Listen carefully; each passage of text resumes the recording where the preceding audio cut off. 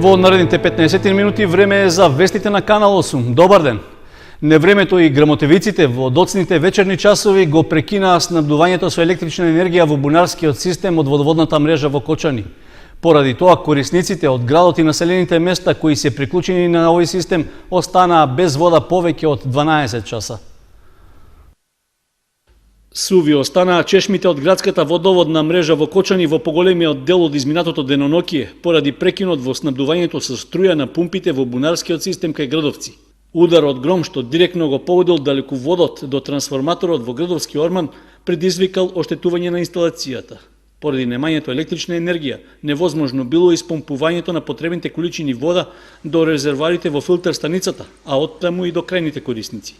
Во текот на предпладнето, екипи на комуналното предпријатие Водовод и ЕВН Македонија направиле детална контрола на линијата од трафостаницата во Кочани до трансформаторот кај Градовци, при што дефектот бил лоциран.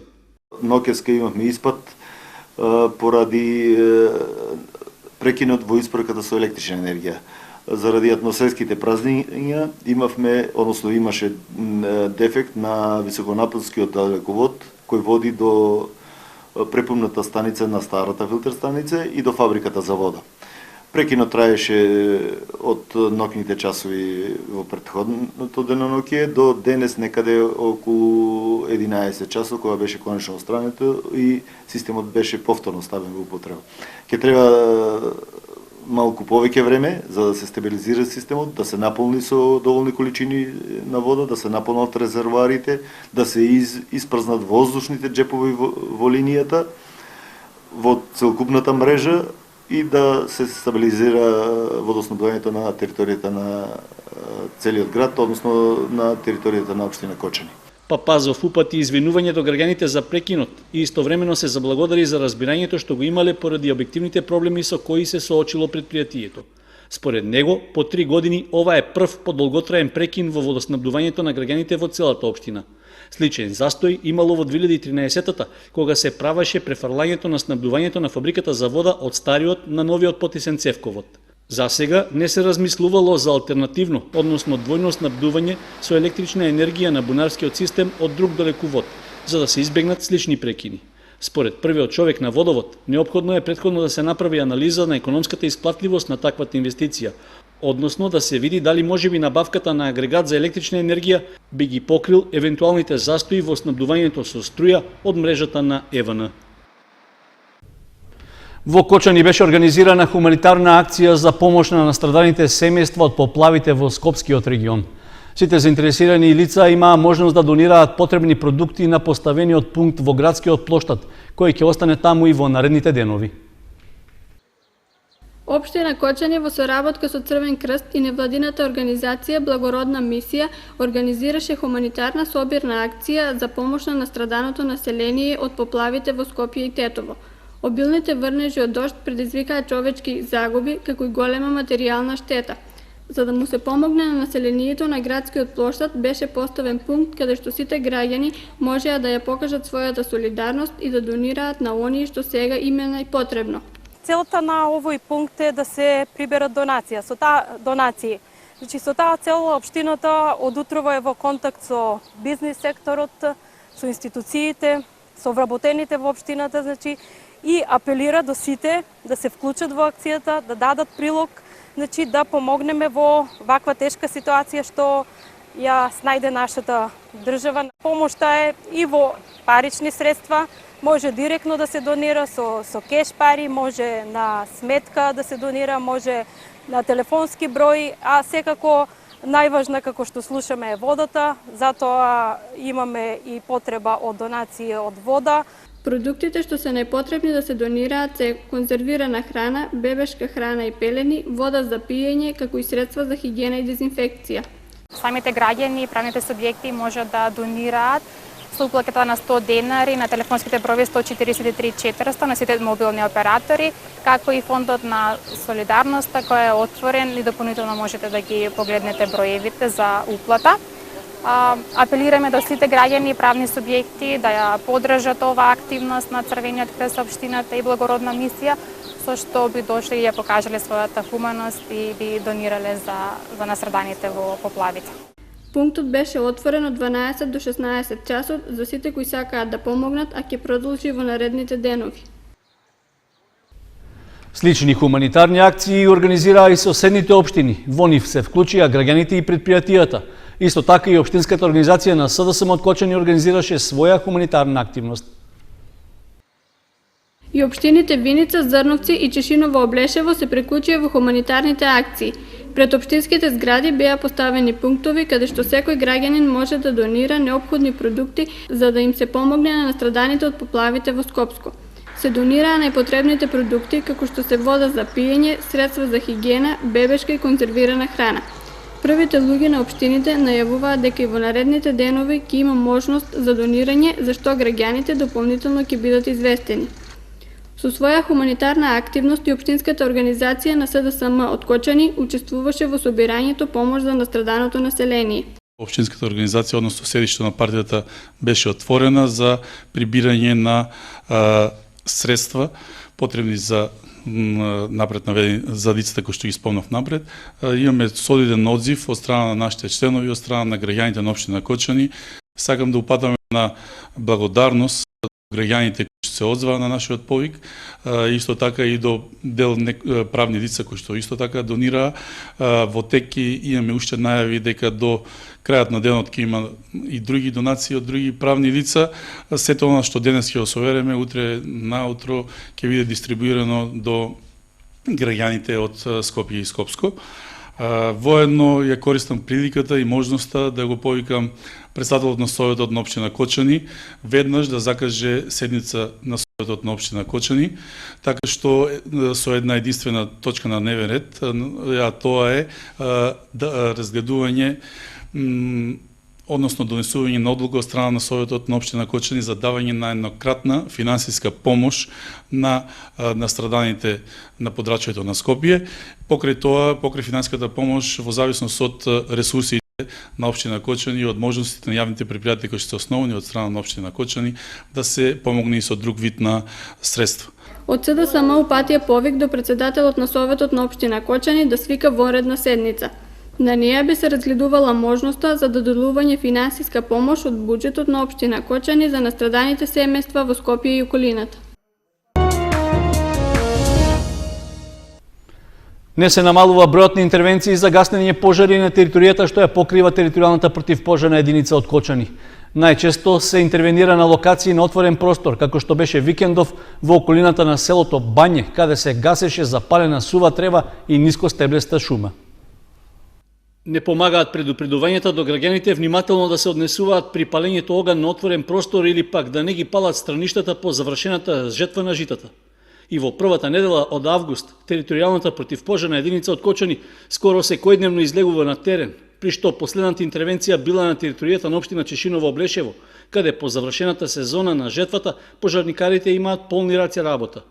Во аторот на селото Бања во правец на Спанчево имало подпалување на стрништа, пошто огнот се проширил и зафатил трева и нискостеблеста шума. Со интервенцијата на пожарникарите и 2 возила, огнот е локализиран, но оштетена е површина од околу 12 хектари. Од почетокот на јули до денес екипите на територијалната противпожарна единица имале близу 40 интервенции на пожари, од кои половината се регистрирани како шумски. Во најголем број случаи се работи за запалена сува трева и стрништа. Со оглед што се најавува дека високите дневни температури ќе продолжат и во наредниот период, останува во важност апелот да не се пали оган на отворен простор кога временските услови не го дозволуваат тоа, а посебно да се избегнува палењето стрништа и сува трева. Повеќе од очигледно е дека и покрај сите предупредувања нема позитивен ефект во однесувањето на дел од граѓаните. Останува фактот дека со законско санкционирање, односно со парични казни, можеби би се постигнал поголем ефект. Во меѓувреме, мешовити патроли и понатаму се на терен, посебно во планинскиот терен на Осоговијата, каде низ директни средби со местното население и со делење флаери се укажува оти казните за палење оган на отворено, посебно на стрништа, достигнуваат сума и до 1000 евра. И по повеќе од 9 години, просторот кај градскиот базен во Кочани чека изградба на планираниот забавен аквапарк. Иако од општината неколку пати досега најавуваат дека има заинтересирани домашни и странски инвеститори, аквапаркот се уште постои само во планските документи. Локалната самоуправа на Кочани не се откажува од намерата на просторот кај градскиот базен да никне забавен и аквапарк. Ваквата идеја прв пат беше најавена уште пред околу 9 години, кога во Македонија никој не споменуваше изградба на ваков објект. Проектот доживеа и официјална презентација, а се споменуваше при скоро сите посети на странски инвеститори и амбасадори. Просторот каде е планиран паркот е понатаму стои празен, обраснате во трева, без очигледна најава дека наскоро се планира нешто да се гради. Од локалната самоуправа повеќе пати досега имаше потврда дека не се откажуваат од идејата, затоа што постоел интерес кај потенцијалните инвеститори, кои се распрашувале за можноста да вложат во изградбата на објектот. Првиот човек на општината пред 2 години најави и можни конкретни активности, со оглед што намената на просторот според деталниот урбанистички план ќе се задржи, односно нема пренамена на земјиштето.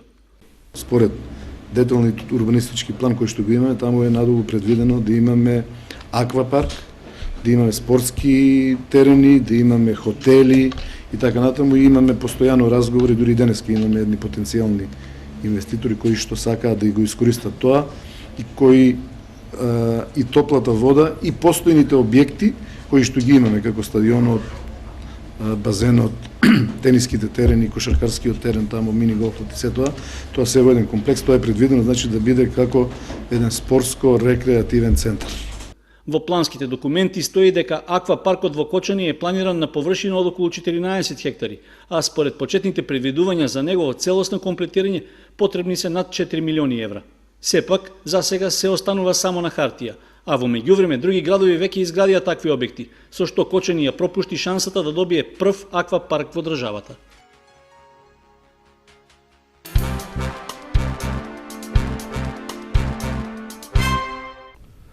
При случајни ископувања на приватен имот во Виница во близина на Калето, откриена е водоводна линија. Според почетните увиди на археолозите, ваквите остатоци потекнуваат од римско време, што укажува на постоење на развиен систем за довод на вода. При извршување на градежни работи во дворно место во Виница, во непосредна близина на Калето, откриена е водоводна линија.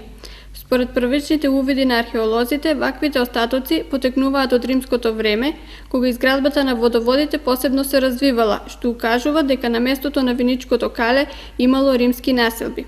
Водоводната линија била поврзана со валов малтер и терамички садови таложници, што имаат улога да го намалат притисокот на водата, поради што укажува на постоење на развиен систем на довод на вода од природни извори. Со случајните ископувања во приватниот двор се отвара простор за нови археолошки истражувања во Виница. Со увидот е констатирано дека станува збор за линија, на дел од линија од водовод, кој што е составен од повеќе керамички цевки, кои се викаат тубуси, кои се поврзани со варов малтер и на одредено растојание се поврзани со керамички садови, таложници, кои што ја имаат улога, значи улогата да го намалат и притисокот на самата вода. Со првичното согледување на материјалот, можеме да кажеме дека станува збор за дел од римски водовод, аквадукт, кој што е поврзан со природните извори кои се во непосредна близина. По извршениот стручен увид од музејот Теракота за новоископаните археолошки наоди се чека увид и од Управата за заштита на културното наследство. Потоа ќе следуваат инструкции за постапката околу истражувањето на овој простор и негова заштита.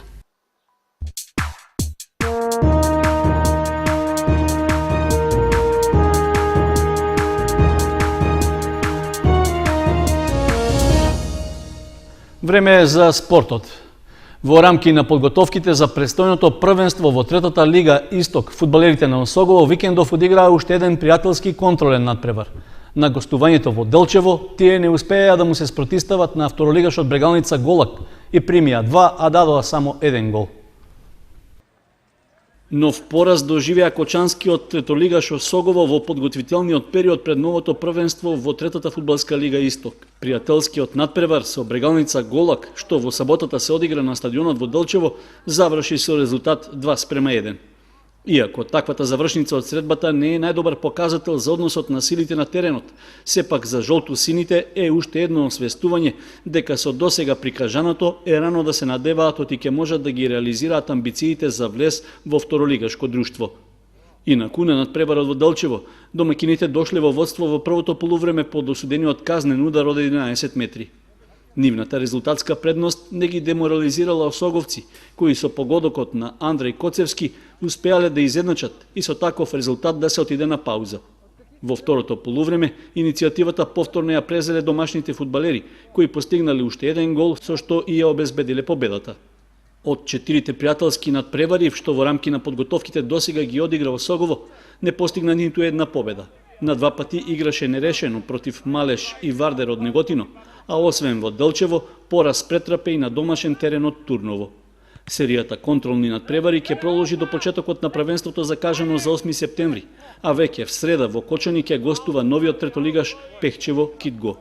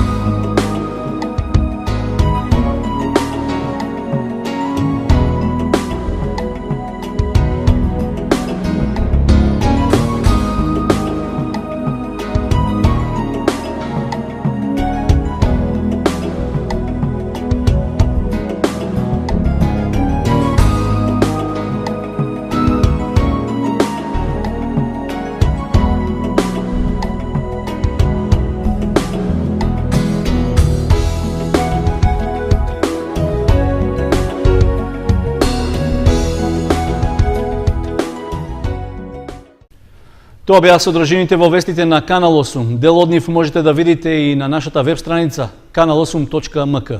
Пријатно!